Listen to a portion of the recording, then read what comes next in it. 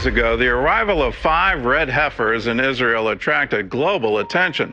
Well, today, those cows are in ancient Shiloh.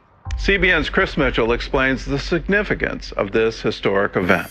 These people are not Jewish, are not Zionist. The Zionists are evil. They are murderers, but they are not crazy. These people are crazy people. This is not Zionist. The Zionists don't believe in God. They don't believe in the Torah. They don't believe in the red cow.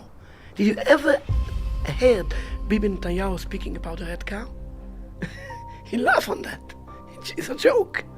He don't believe in nothing. It's a joke. The Zionists are evil, but not crazy. Yes. Maybe it would be better if they are crazy. But unfortunately, they are not crazy. They are quite clever. Yes. In the using the cleverness on the bad side. However, we hope that God will bring an end to them. Assalamualaikum warahmatullahi wabarakatuh. Halo semuanya, selamat datang kembali di channel #TV. Kalau kita ngomongin soal akhir zaman, ada satu sosok yang paling ditunggu-tunggu sama orang Yahudi, tapi di saat yang sama paling ditakuti dan dihindari oleh umat Islam. Siapa lagi kalau bukan sang pembawa fitnah terbesar dalam sejarah umat manusia, yaitu Dajjal. Dajjal ini bukan sekedar penjahat biasa. Dia itu entitas super manipulatif. Dia bakal datang seolah-olah jadi pahlawan atau juru selamat di tengah kekacauan dunia. Bayangi aja, di saat seluruh bumi lagi dilanda kekeringan ekstrim dan kelaparan massal, dia datang bawa gunung roti dan sungai air. Dia bahkan punya mukjizat palsu bisa menghidupkan orang mati. Saking superior dan berbahayanya sosok ini, Rasulullah SAW sampai mewanti-wanti kita secara khusus untuk lari dan menghindar kalau sampai mendengar dia sudah keluar. Sekarang pertanyaannya, kapan dia keluar dan di mana dia sekarang? Sampai detik ini, nggak ada satupun manusia biasa yang tahu persis di mana pulau tempat Dajjal dikurung.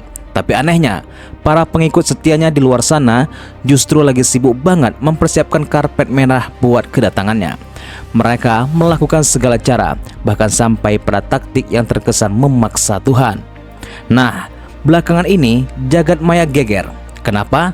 Karena salah satu syarat paling krusial buat memanggil Mesias atau yang kita yakini sebagai Dajjal, kabarnya sudah terpenuhi. Syarat itu adalah kemunculan makhluk langka bernama sapi merah atau red heifer. Kok bisa seekor sapi menjadi penentu nasib akhir zaman? Karena kita akan bedah konspirasi, teologi, geopolitik di balik proyek sapi merah ini.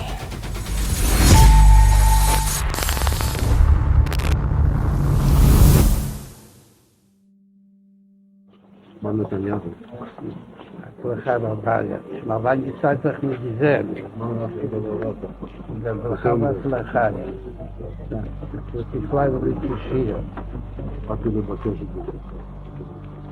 בכל העניינים. בזמן שישראל לאחרונה נתצו כמה עניינים. מה שרואה עוד, וגם מצו שעדיין משיח ליבו. אז הייתה משהו ומה הגיעתו. הכנראה שהיא מספיק, כאילו שהיום כבר כמה שעות בגיל עדיין ליבו, אבל יש עוד כמה שעות, אבל יש להשתדל גם היום, בבשורות טובות. יש שמחה וטוב ליבו. אתה יודע שחסידים מקפידים שכל ימנים יהיו שמחה.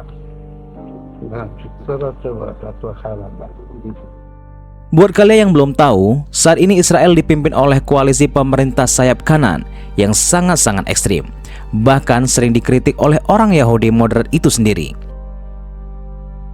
Di dalam kelompok ekstrim ini ada sebuah konsep yang disebut dengan ijbarur Rabb, yang kalau diterjemahkan secara kasar artinya memaksa kehendak manusia kepada Tuhan. Gimana cara kerjanya? Gini logikanya menurut mereka. Kelompok Zionis ekstrim ini percaya bahwa Tuhan akan mengirim Mesias atau juru selamat kepada mereka kalau mereka sudah membangun bait suci ketiga atau Third Temple. Masalah besarnya adalah lokasi tempat mereka harus membangun kuil ketiga itu saat ini berdiri kokoh tempat suci umat Islam, yaitu Masjid Al-Aqsa dan Kubah Sakhrah. Jadi, dalam otak mereka rumusnya begini. Mesias nggak akan turun kalau kuil ketiga belum dibangun. Kuil ketiga nggak bisa dibangun kalau Al-Aqsa belum dihancurkan. Tapi, mereka nggak bisa asal hancuri Al-Aqsa dan langsung bangun kuil. Kenapa? Karena ada hukum Taurat kuno yang mengganjal mereka. Dalam hukum fikih Yahudi, ada yang namanya najasatul mauta atau najis kematian. Ini adalah najis tingkat tinggi yang menular lewat sentuhan, lewat dinding, bahkan lewat lantai di tanah tersebut. Karena sejarah panjang peperangan dan kematian di tanah itu, para rabi atau pemuka agama Yahudi menghukumi bahwa semua orang Yahudi saat ini berada dalam keadaan najis. Mereka dilarang keras menginjakkan kaki di area Al-Aqsa, apalagi membangun kuil sebelum mereka disucikan.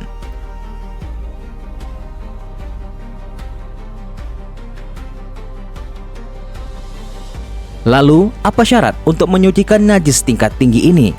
Jawabannya ada di kitab Bilangan pasal 19, yaitu abu dari sapi betina merah yang dibakar sempurna.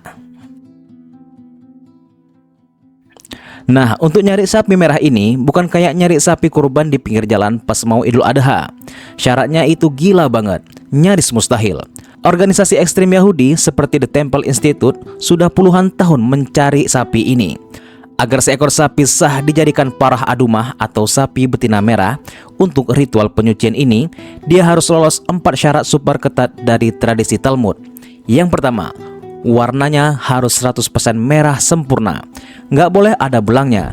Kalau para rabi ngecek dan nemu 2 helai rambut saja yang warnanya hitam atau putih, sapinya langsung didiskualifikasi. Bahkan kuku kakinya pun harus berwarna kemerahan.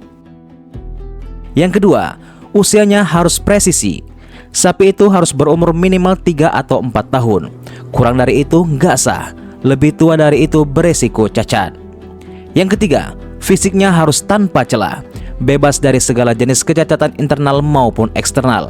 Nggak boleh sakit, nggak boleh ada luka. Dan yang terakhir, sapinya harus privilege, nggak pernah kerja.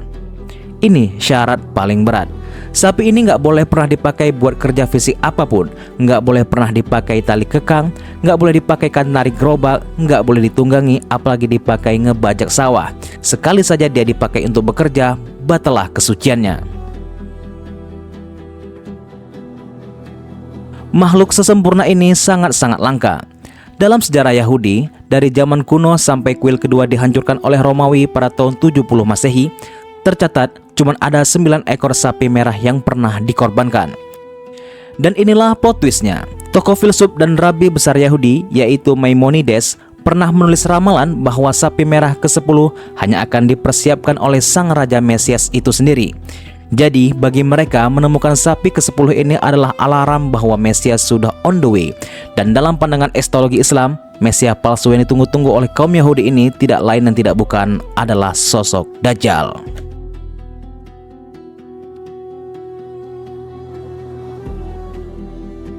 Karena saking langkanya, orang-orang Yahudi ekstrem ini nggak cuma diam nunggu keajaiban alam. Mereka proaktif atau bahasa kasarnya memaksa. Sejak akhir tahun 2022, jagat berita internasional diramaikan dengan datangnya 5 ekor sapi merah yang diimpor langsung dari Texas, Amerika Serikat ke tanah Israel.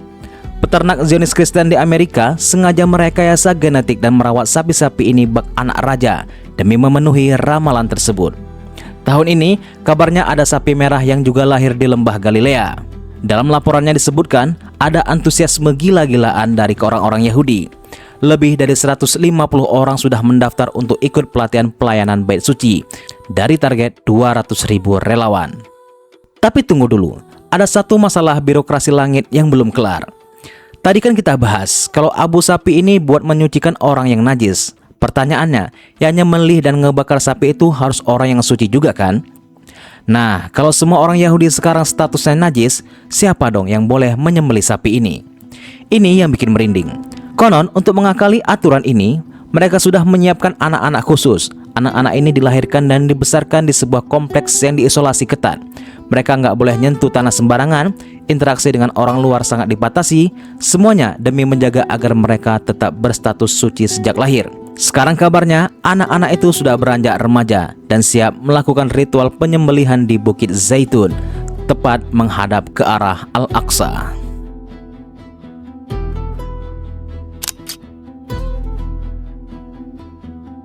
Ngomong-ngomong soal praktek Texas tadi, kenapa orang Kristen Amerika mau repot-repot biayai proyek ini?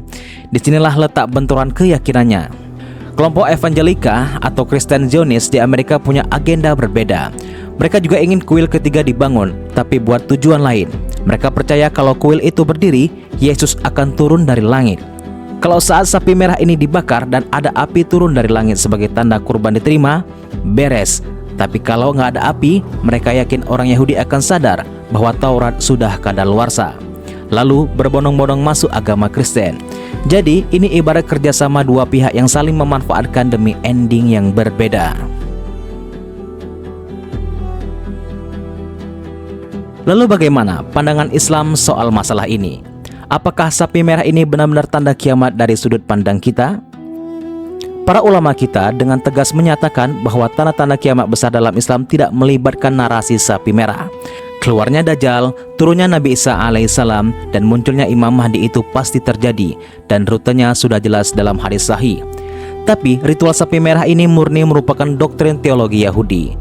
Sapi ini bukan alat pengukur kedatangan Dajjal versi Islam. Namun, bukan berarti kita bisa tutup mata.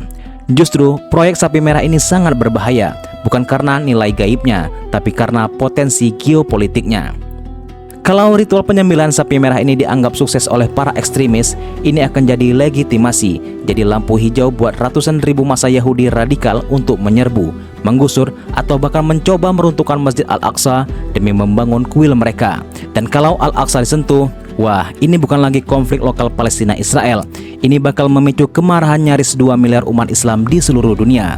Bisa dibilang, ini adalah pemicu instan untuk Perang Dunia Ketiga atau Al-Malhamah Al-Kubra.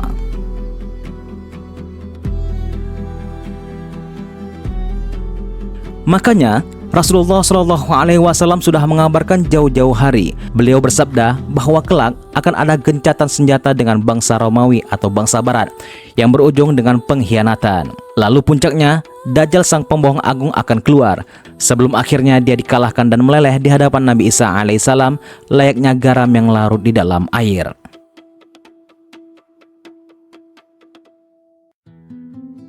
Jika kita berbicara soal Al-Aqsa, ada satu kisah romantis dan heroik yang gak boleh kita lupakan. Jauh sebelum proyek sapi-sapian ini ada, di suatu sepertiga malam yang sunyi, yang mustahil ditempuh oleh teknologi manusia pada zamannya, Rasulullah SAW pernah singgah di tanah Palestina itu. Dalam peristiwa Isra dan Mi'raj, beliau mengimani seluruh nabi di Al-Aqsa.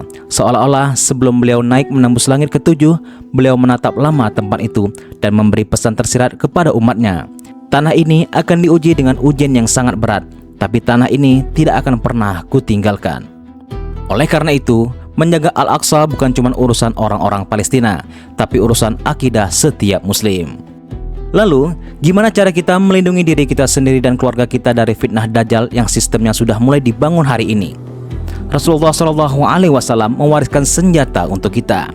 Yang pertama, jangan pernah tinggalkan doa perlindungan dari Dajjal sebelum salam dalam setiap sholat kita.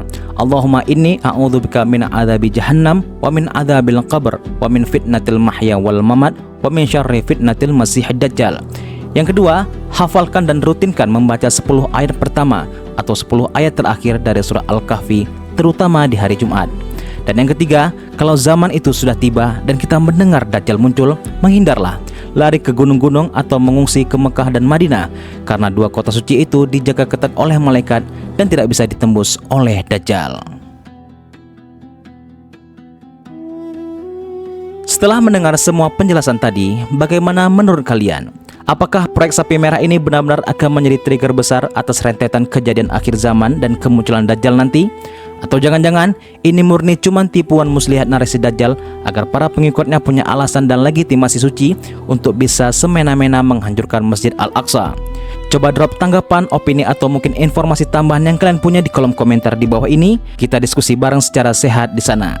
Kalau kalian suka dengan pembahasan konspirasi akhir zaman, sejarah, dan informasi mendalam seperti ini, jangan lupa berikan dukungan kalian dengan klik tombol like dan subscribe. Pastikan juga kalian menyalakan lonceng notifikasinya supaya channel ini terus berkembang dan kalian selalu jadi yang pertama dapat update informasi terbaru dari kami. Terima kasih sudah nonton sampai habis. Tetap waspada, tetap rapatkan saf, dan jangan pernah berhenti mendoakan saudara-saudara kita di Palestina. Saya pamit undur diri. Wassalamualaikum warahmatullahi wabarakatuh.